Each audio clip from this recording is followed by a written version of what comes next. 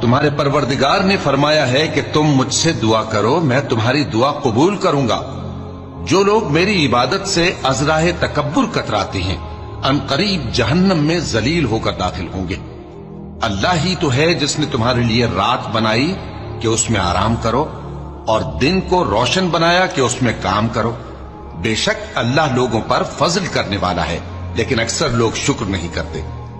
یہی اللہ تمہارا پروردگار ہے جو ہر چیز کا پیدا کرنے والا ہے، اس کے سوا کوئی معبود نہیں، پھر تم کہاں سے بھٹکائے جاتے ہو؟ اسی طرح وہ لوگ بھٹکائے جاتے تھے جو اللہ کی آیتوں سے انکار کرتے تھے۔ اللہ ہی تو ہے جس نے زمین کو تمہارے لیے ٹھہرنے کی جگہ اور آسمان کو چھت بنایا، اور تمہاری صورتیں بنائیں اور صورتیں بھی اچھی بنائیں، اور تمہیں پاکیزہ چیزیں کھانے کو دیں۔